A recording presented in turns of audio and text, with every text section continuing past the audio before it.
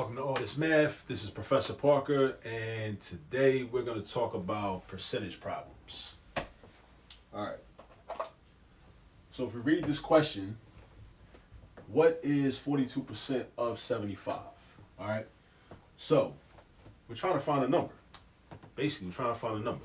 We're trying to find a number that is 42% of the number 75. All right. So when we deal with percentage problems like this, there are many ways to do this problem. But one of the ways that I like to teach is the formula, the percentage proportion formula.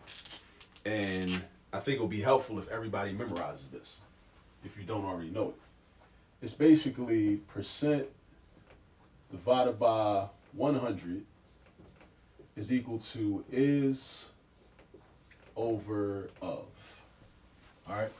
So the percentage divided by 100 is equal to is divided by of. All right, so that's the formula. So let me throw that into a box.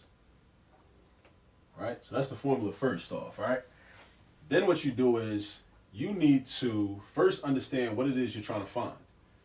So I'm not trying to find a percentage because I already know the percentage, 42.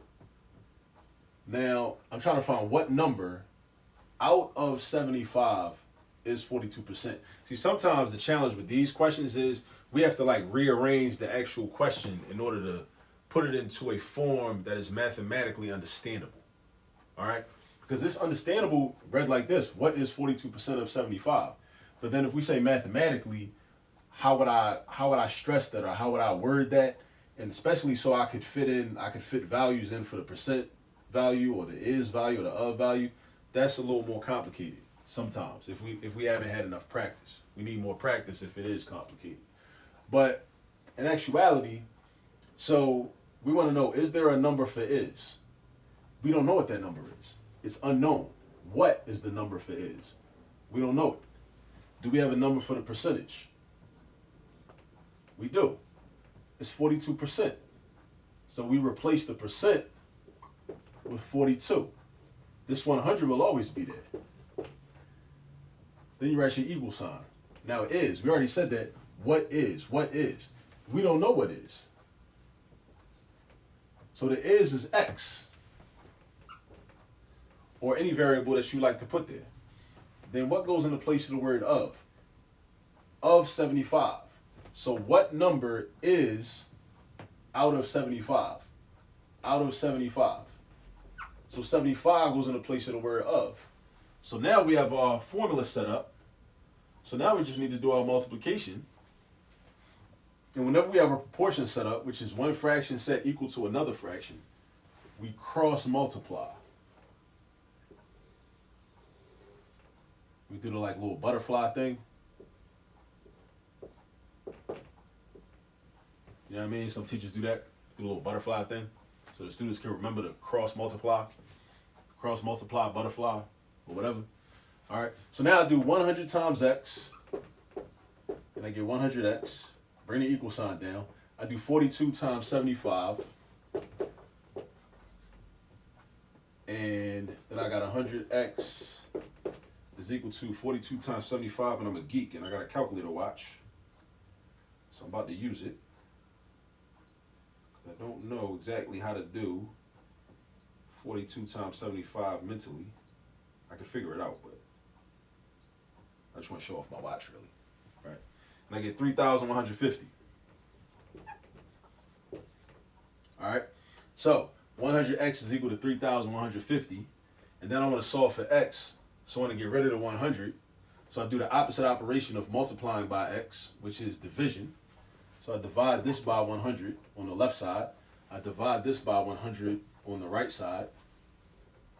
And I'm left with x is equal to, that cancels out, 31.5.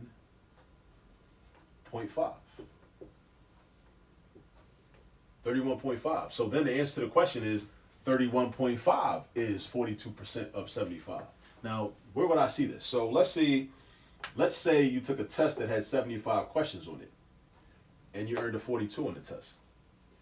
That means that you got 31.5, well, yeah, 30 if your teacher's giving partial credit, obviously. Or maybe some of the questions were worth half a point, right? or half, wait a minute. Nah, because then you'd have, or maybe you got half credit for one of the questions. So yeah, you got 31.5 out of 75 questions. Now, is this reasonable? That's the question. With percentage problems, you want to see if the answer is reasonable. Is it reasonable?